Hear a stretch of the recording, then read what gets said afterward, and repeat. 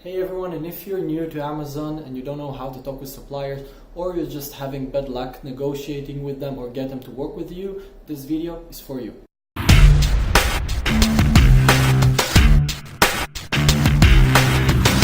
I will now walk you through the 8 steps that I use to get a supplier from nothing to work with me and respect me. We're starting right now. Step number 1, get them on WhatsApp or WeChat ASAP. The reason for it is because WhatsApp is the most popular messaging app worldwide.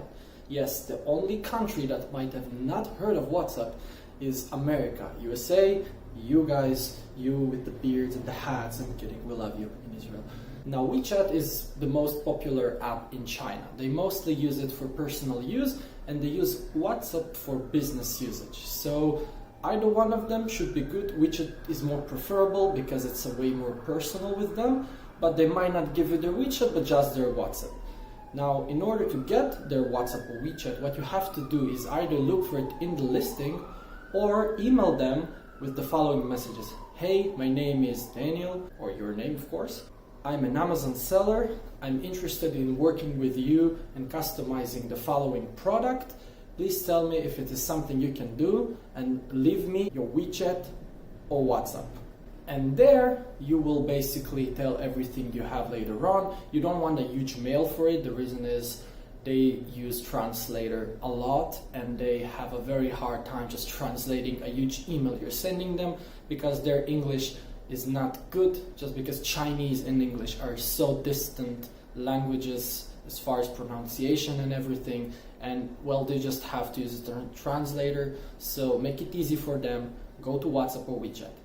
Step number 2, which is my favorite, when they give you the WhatsApp or you achieved it yourself, you're going and writing, hey, my name is blah blah blah, I've contacted you on Alibaba or not, and you're asking what their name is, what their personal name is. Now they're going to write you their presentative name, but you're going to ask what is your Chinese name. Now the reason for that is because it's just a conversation starter. They're gonna laugh from it because no one ever asks them for their real name, and they might not even be able to tell you their name, just gonna record you or something.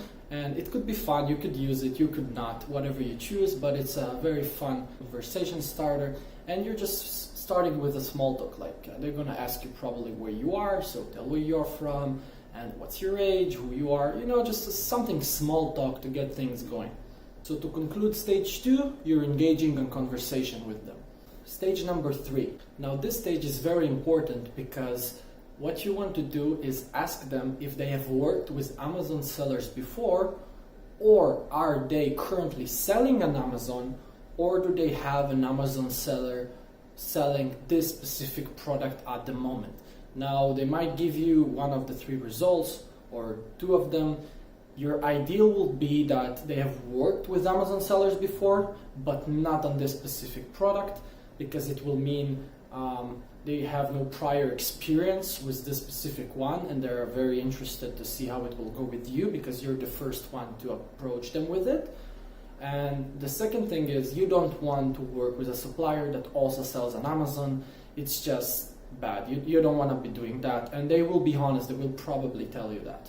Now you can spot if someone worked with an Amazon seller before if they do like in their title like hot selling on Amazon or something, but that's okay. It's a good thing if they worked with Amazon sellers because they will know how you handle stuff, that you're going to need to give them different labels, because I've just worked with a supplier who haven't worked with an Amazon seller before, and what happened is my supplier had no idea of the process of how I had to give him a shipping label at the end, and he shipped my product to UPS before even putting my label because he wanted them to do it, and he made a mistake with the packaging, so we had to call it back to the warehouse to redo everything and then stick the label. So this is just to avoid this. Stage number 4. Now that you're talking with them on the mobile, you've introduced yourself, you know who they are, you know if they have worked with Amazon sellers before, what you're going to do is introduce your idea. You're not going to talk anything about money, you basically introduce what you want to do. So if it's a very specific product that you want to do a different packaging, different color, maybe a bundle, be very specific on what you want to do. And of course, see if they can even do it, because you might find yourself wanting to do a certain bundle and they are not able to do it. But the cool thing is, the people you're talking with are mostly agents in a trade company, which means they're just salesperson, okay? They're just making money from like a certain percentage of the sale, a very small one, honestly. So their interest is to get as much from you as possible.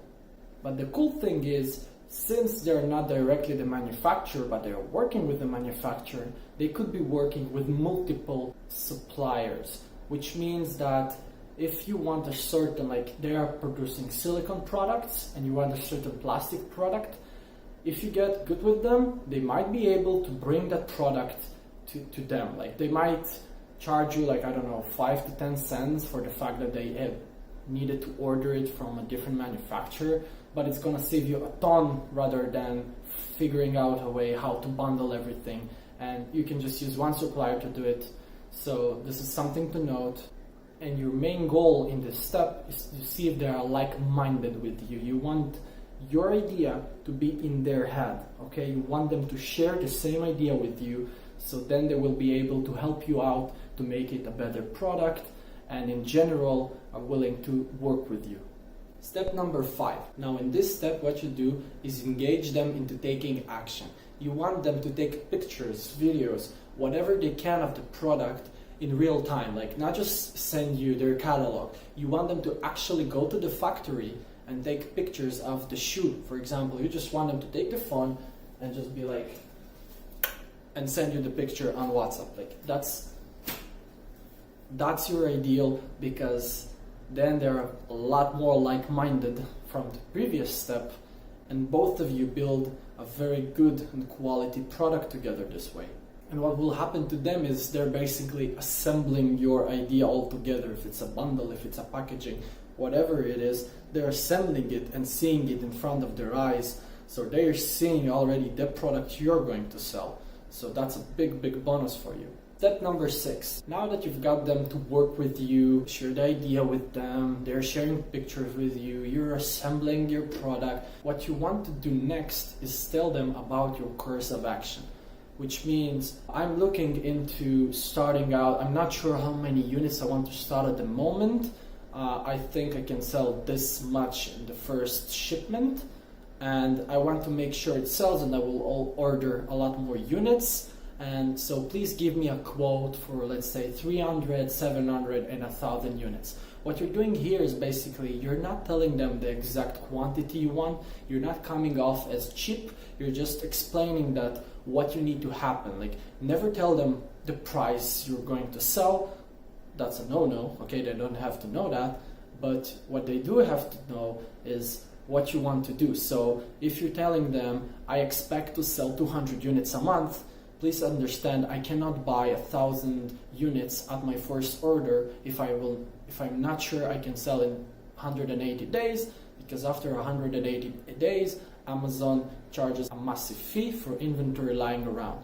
So you got to have them understand it, so they will want to work with you and help you out, so you will get the right quantity to start with, and you will come back for your next order.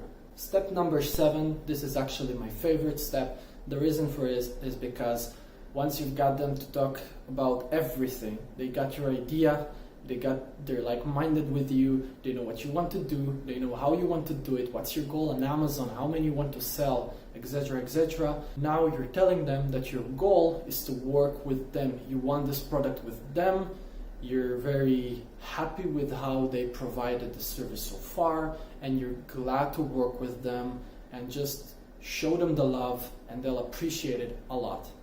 The 8th and final step of building a relationship with a supplier is you're asking for a sample, and whatever price they're gonna tell you for the sample, you shut up and you just buy it instantly. The reason for it is, if you will dare lowball them on the sample, they will get pissed. And a lot of new sellers, They don't know that a sample could cost $100. Okay, it could cost $100. That's completely normal. By air, by FedEx, you're getting it in like 3 days. Okay, so people panic and like, I'm not going to pay $100. Please make it cheaper. But you gotta understand what they will do. They will either not charge you for the product and only for the shipping, or charge you for both. And if you're going to work with them, they will refund you the product itself.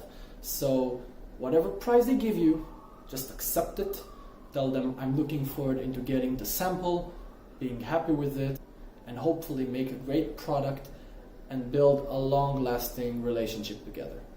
Congratulations! Now you've made all of these steps, and what you did is you've built a very solid relationship with the supplier. And when you will get your sample, and if you will like it, from there it will be much easier to discuss with them. They will give you a price, they will want to work with you, and what happens next, I will make a video in the near future of what you're doing once you've liked your sample and you've liked the supplier enough to work with them. Now guys, this is very important for you to verify each and every single step, because if you're missing one step, it might be a big setback in the future. Now I want to give you very easy tips to remember that will make your life a lot easier going through the 8 steps.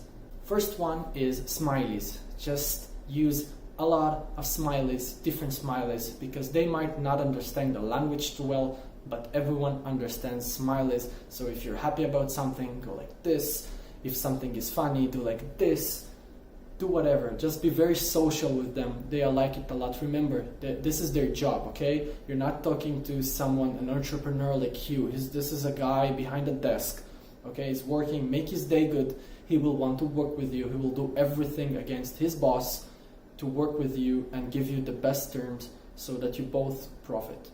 The second tip is simplify your messages. English and Chinese are very, very distant languages as far as everything goes, which means that if you're writing in a very high quality English, they will not be able to understand you. It will be difficult for them to translate you. Try to use as less words like a dog, the, and. They don't have these words in their language. Even if you feel stupid, it's better that you write very simple words so they will understand and you will not have misunderstanding at all. To add to this tip, use short but many messages instead of one long message, because if their English is bad and not all of them have even a decent English, they use a translator to understand you. So don't record anything because they're really not going to understand you. Most of them just use small short sentences, but you can use a lot of them. That's completely fine. As long as they can use translator with ease, you're good. You're golden. And my last tip for these steps is do not negotiate a price. Do not even mention a price. Do not show interest in a price. Only the quantities that we've talked about earlier, but do not talk about the price. The reason for this is they don't care if you have only $500 to spend, okay? They personally are making like 3% off of your deal if it's directly from them. So if you're paying for a packaging or something, they're probably not making any money from it, and their big boss is making maybe 10% off of you. So it's very important for you to not talk about money. This is why I mentioned do not say anything about the sample cost. This will come after you're good with the sample and you've done all of the steps and they respect you. Now you can talk prices with them. And guys, don't lowball them on a couple of cents. It's okay for you to lose 10 cents, but for them it's a massive deal and they will do a lot for you. They will lower minimum order quantities. They will go a very long mile for you if you're not going to lowball them, and you will just accept their prices if they're convenient for you.